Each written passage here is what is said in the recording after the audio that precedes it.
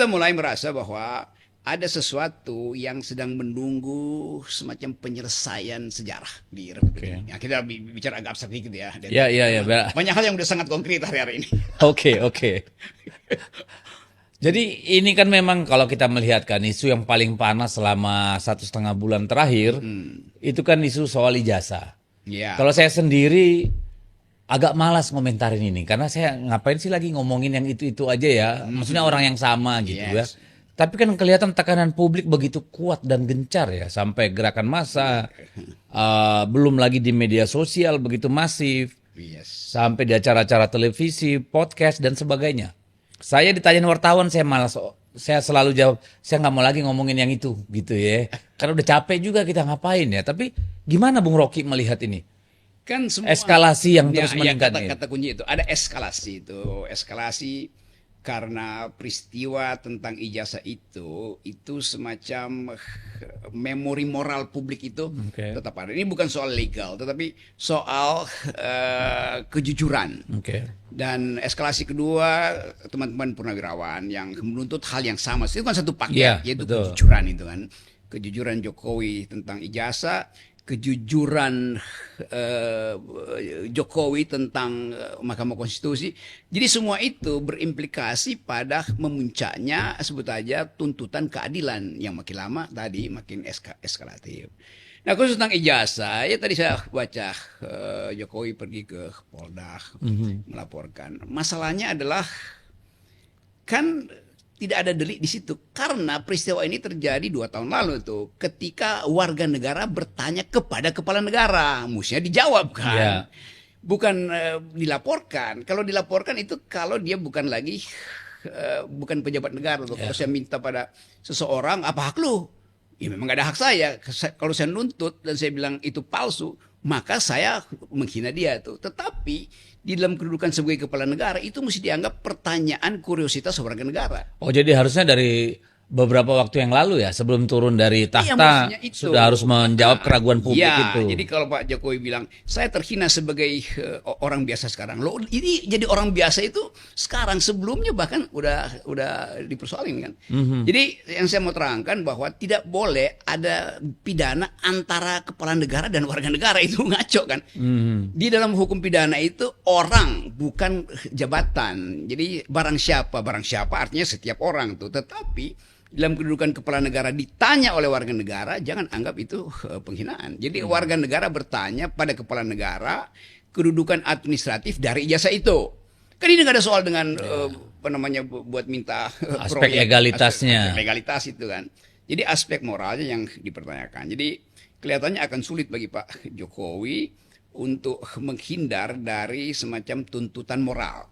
Nah, sekarang misalnya seandainya Pak Jokowi membawa ijazah aslinya, walaupun tadi Katanya ijazah SD, SMP, SMA sampai perguruan tinggi ditunjukin ke penyidik tuh. sekarang ada masalah baru. Kenapa baru dia tunjukin sekarang? Kan itu masalahnya kan. Dan kenapa ke penyidik? Mungkin itu juga. Kalaupun ternyata ini ternyata benar semua ini asli di analisis secara forensik, dianalisis secara kimia, ini asli. Sekarang masalahnya kenapa selama 2 tahun Pak Jokowi menahan kejujuran itu sehingga udah ada korban. Jadi artinya Pak Jokowi membuat gaduh selama 2 tahun. Kan itu intinya kan. Nah, justru bisa dilaporkan. Atau memang justru itu mungkin yang ditunggu ya, supaya tetap dia ada di bubble pembicaraan publik saya kira ya. itu demi pencitraan dipegang itu sebagai apa namanya Menghasilkan simpati publik juga. ya, sebagai talk of the talk gitu. Supaya dibicarakan terus kan dan kelihatannya itu yang akan jadi soal nanti tuh. Tapi oke, itu mulailah aja diproses secara hukum. Tapi apa implikasinya? Yang dipersoalkan oke lah. Jokowi mengantarkan semua ijazahnya kepada penyidik. Ya, walaupun saya bingung kenapa di Polda Metro, bukan di Polda Metro apa di Mabes Polri? Polda Di Polda. Kenapa bukan, kan beliau KTP-nya mana sih, Solo apa DKI ya? Kenapa tidak di Polresta Solo misalnya disampaikan? Polresta Solo ada gugatan lainnya di situ ya. Oke. Harusnya sama disamain aja kan. Iya dong, karena kan domisilinya di Iya, sana. tapi wartawan kurang kalau di Solo. Oh, tetap aja banyak tuh tiap hari. Lain kalau Jakarta kan, melapor ke Polda itu. Oke, tapi apa gamenya apa ini sekarang? Kalau ditunjukkan Di sisi lain sudah ada gugatan. Nah ini proses apanya gimana nanti? Misalnya dipanggil orang-orang yang diadukan. Anda ini kan sebenarnya apa namanya tipiring ya, tindak pidana ringan ya kan? Ini kan soal apa namanya? Kertas A4 aja kok. Iya, jadi apa yang diharapkan dengan mengadukan ke Polda? Implikasinya apa? Proses hukumnya apa ini nanti? Orang-orang tuh dipanggil. Tunjukin mana yang kau anggap palsu, loh mana yang asli, kan gitu nih, bingung kita. Target pertama adalah memperpanjang dan mendramatisir drama, gitu. Jadi akan dibikin drama dulu kan, supaya kayak ada pemberitaan, beliau tetap on top of pemberitaan itu, lalu mulai disusun rencana bagaimana supaya isu ini pada akhirnya dianggap sebagai non-issue, tetapi sudah keburu dapat impact positif pada Pak Jokowi. Jadi tetap melaporkan itu di dalam rangka mengumpulkan poin positif, kira-kira begitu tuh. Mulai dari itu kan akhirnya kenapa sih ini? Oh, jadi playing victim lah ya. Playing victim itu. Tetapi konsekuensinya juga panjang tadi. Kalau misalnya terbukti itu palsu dan pembuktian itu masih dimungkinkan itu, maka ada masalah dengan legitimasi beliau tuh. Kalau terbukti itu asli, ada masalah dengan watak beliau yang mengambangkan soal ini selama 2 tahun dan bikin kegaduhan satu republik. Itu aja. Saya kira lebih dari 2 tahun kan, ada yang sudah Bambang Tri atau siapa itu namanya? Iya, itu kan sudah lebih dari 2 tahun lalu kan. Nur, ya, betul. Jadi sebetulnya udah ada korban dari perilaku, dari watak ngeyelnya presiden, kira-kira begitu kan. Kan mesti dari awal ya beritahu aja kan, ini kenapa sih? Jadi sebetulnya kalau dia dilakukan dari awal, maka semua hal yang bersifat politis hilang gitu kan. Iya. Tapi saya baca itu lawyernya bilang ya ini supaya ada pembelajaran, tidak ada orang yang sesuka-sukanya menuntut. Oh, ini bukan orang, ini warga negara bertanya pada kepala negara. Nanti semua orang juga bertanya. Ya nggak mungkin semua orang bertanya. Karena harusnya kan memang itu dokumen publik kan. Karena dia sudah dimasukkan ke KPU sebagai dokumen persyaratan administratif, sehingga kemudian menjadi masuk akal kalau orang mempertanyakan, karena ini kan ada problem di situ. Iya, itu banyak lagi. Ya kan PDIP tahu dong segala macam. Iya, itu post faktumnya iya, tetapi sekarang masuk pada hal yang konkret. Nah, ini yang sering jadi dipakai oleh buzzer ya. Yes. PDIP gimana apa nggak selidiki ijazah? PDIP Kan tahu. KPU yang- Lah, PDIP kan bukan perusahaan. Yang kalau orang mendaftar anggota itu harus ada ijazah. Nggak ada itu aturan itu. Karena siapapun berhak menjadi anggota partai. Yang kedua, ijazah itu persyaratan administratif untuk ikut kontestasi pemilu. Nah, di situ Siapa subjeknya? Ya KPU, bukan partai politik gitu ya. ya biasa itu nyerempet-nyerempet buat nyari sensasi juga nih buster-buster ini. Iya, dan sekarang Ibu Mega lagi dituduh bikin sayembara. Nah, ini tadi saya bawa bikin VT ini untuk Bahwa? Egy Sujana. Katanya Ibu Mega membuat kampanye 14 miliar kalau bisa membuktikan ijazah itu palsu. Aduh, saya juga bingung apa lagi ini. Jadi kita masuk tadi pada keadaan yang kita sebut aja politik atau keadaan sosial yang anomi, tanpa norma, tanpa arah itu. Dan ini yang jadi bagian yang saya perhatikan. Presiden Prabowo mau bereaksi apa terhadap soal ini? Itu lebih menarik. Orang menunggu apa reaksi presiden terhadap tuntutan purnawirawan. Persoalan ini ya. Dan kelihatannya ya presiden anggap masuk akal, tapi mesti ada momentum. Tapi tetap prinsipnya presiden makin merasa bahwa mesti ada yang dibersihkan. Karena moral publik makin lama makin eskalatif tadi untuk menuntut kejujuran tuh. Nah, saya juga bingung ya, karena kan sewaktu rame-rame pengacaranya pernah bilang nanti akan ditunjukkan. Lalu kemudian ada kejadian wartawan kalau nggak salah dipersilakan untuk melihat tanpa boleh memfoto. Ya nggak tahu boleh nyentuh apa enggak gitu ya. Lalu sekarang menunjukkan kepada penyidik. Kenapa ya berbelit-belit gitu? Panggil aja tuh semua yang menuduh-nuduh tuh nih. Silakan buktikan ya. Dan sekarang ditujukan pada penyidik. Penyidik terima itu sebagai barang doang kan. Soal asli nggak asli ya itu bukan urusan penyidik kan. Penyidik hanya menerima itu sebagai barang bukti untuk memulai proses itu kan. Kan? Harusnya nggak perlu tunjukin ijazah kan. Tunjukin ijazah juga, laporkan saja orang yang dianggap mencemarkan nama baik ini ya, atau melakukan fitnah ini. Ya, prosedurnya begitu aja. Nanti dipanggil mana ijazah aslinya. Betul. Jadi, kenapa kau tuduh ini palsu? Ya, kan gitu nih. Mana buktinya? Kan mereka tunjukin tuh yang sudah ditunjukin di TV di mana-mana. Kenapa mesti ditunjukkan kepada penyidik? Nah, sekarang bisa dibandingkan antara yang dibawa Pak Jokowi dan yang dipublikasikan oleh PSI. Yang mana sebetulnya? Kan PSI yang mulai kan. Oh, ini loh ijazah aslinya tuh. Oh, awalnya PSI yang PSI itu ya, kan ini kita udah lihat kok. Dan itu yang dipakai oleh dipakai dan dianalisis bahwa oh enggak itu palsu. Kalau begitu yang asli yang di penyidik. Kalau begitu PSI buat berita palsu dong kan. ya melakukan kebohongan publik. Iya. Nah, kemudian pertanyaannya nih, kenapa harus pergi ke polisi melaporkan? Ya karena polisi masih dalam sphere of influence dari Jokowi. Oke. Kira begitu kan. Dengan cara gampang kita baca begituan. Kalau dia jujur ya datang aja ke kumpulan alumni UGM kan ini loh. Dan undang ke mereka yang bertemu di Solo, kasih tahu aja kan di situ ini kalau nggak percaya nih. Foto Atau aja. nggak perlu respon sama sekali, toh dia bukan presiden lagi. Yes, tuh, intinya. Jadi Ini apa yang ditunjukkan dengan pergi ke polisi? yang begitu? pertama memberitahu bahwa beliau masih punya kemampuan untuk mempengaruhi opini publik dan masih punya semacam harapan palsu bahwa polisi masih bisa dikendalikan.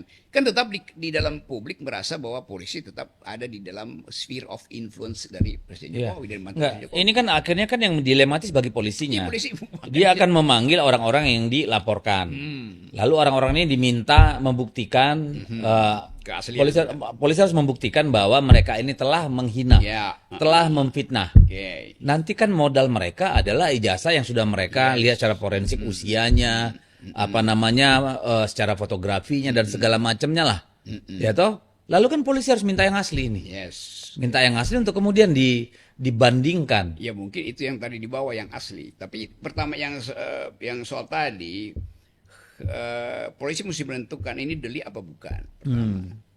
Kan ini bukan delik karena tidak ada lagi penghinaan pada presiden kan. Iya. Jadi kalau penghinaan pada orang iya, tetapi pada waktu kasus ini dibuat tempus delictinya adalah ketika beliau bertugas Presiden. sebagai presiden tuh.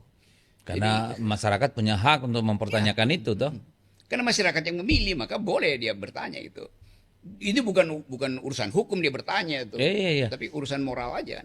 Memang kalau melihat apa yang berkembang di publik ya soal ijazah itu seperti kata ya. Menurut siapa tuh Sianipar yang ahli digital forensik itu Raymond. Resmond ya. Lalu lihat apa yang disampaikan oleh Rosuryo. Saya hanya melihat dua itu karena menurut saya punya kepakaran gitu. Ya. Ini kemudian kan menjadi tugas polisi membandingkan itu dengan yang ditunjukkan Pak Jokowi kan. Artinya mereka harus membuktikan dulu bahwa ada yang asli. Ya itu ya artinya polisi akan minta saksi ahli itu. Iya. Nah, keahlian Raymond itu apa dipertanyakan? Keahlian Roy Suryo juga apa mau dipertanyakan?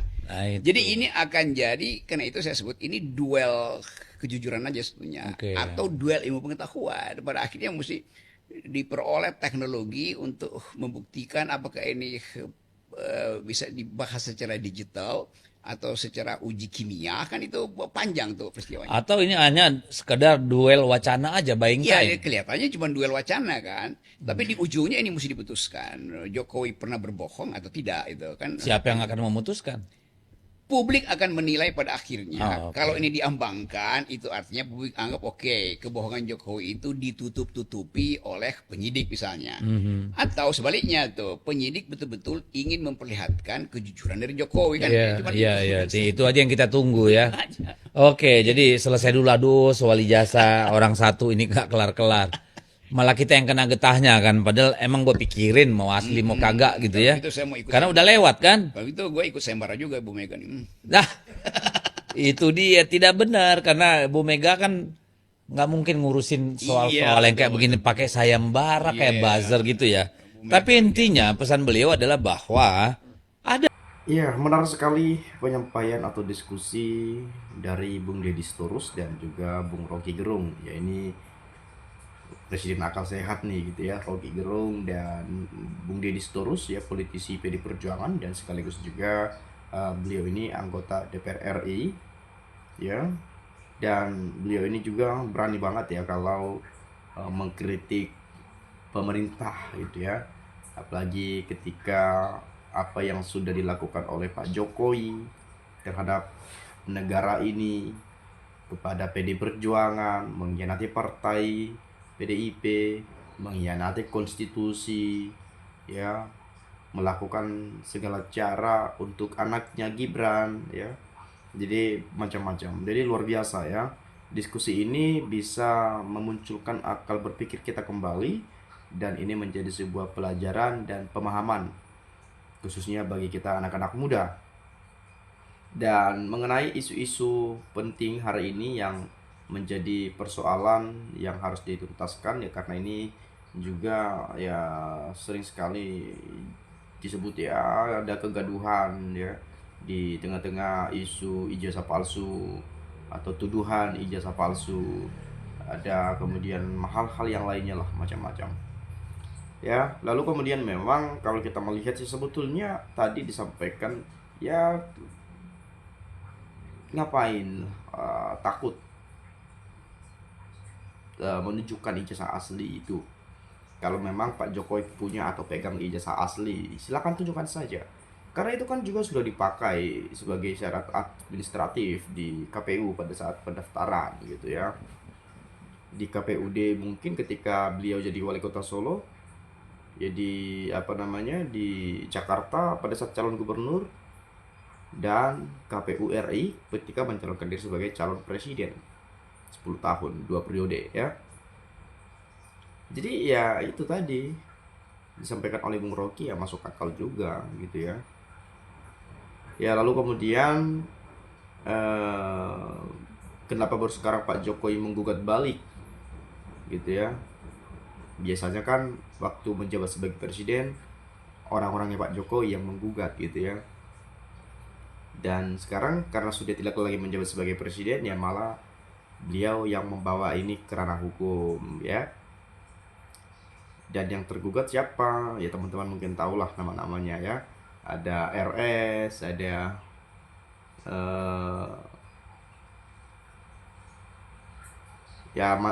banyak lah ya, ada Dr. Tifa, Rosario, ada Bung Rismon yang katanya mau digugat gitu ya. Tapi ya kenapa digugat gitu ya, padahal sebetulnya itu nggak bisa dipolisikan karena ini kan ya ada unsur ilmiahnya juga gitu ya, dan itu berbasis ilmu pengetahuan ya, berbasis ilmiah ya. Ini kan para pakar nih, para akademisi nih gitu ya. Ya harusnya ya dibuktikan saja. Anda menyebutkannya palsu, ya silakan, mana buktinya? Yang mengklaim asli ya tunjukkan mana yang aslinya. Ya sama-sama diuji. Ya sebetulnya kan simpel saja gitu ya. Nah kalau saya melihat di sini, seketika podcast ini cuma jadi bahan tertawaan karena ada dua komika lagi celoteh-celoteh, ternak-ternak yang Mulyono. Mantap opung, channel Deddy Storus Official selalu bersifat provokatif, cari panggung untuk PDIP, merongrong Jokowi dan pemerintah. Sebenarnya PDIP bermain dua sisi, Puan Maharani di sisi kamuflase. Kalian-kalian ini yang buat gaduh di bangsa ini bukan Pak Jokowi, ini namanya lempar lembing sembunyi tangan. Bung Deddy Storus ini mempunyai otak yang cerdas, cocok ngundang Bung Rocky Gerung sama-sama cerdas.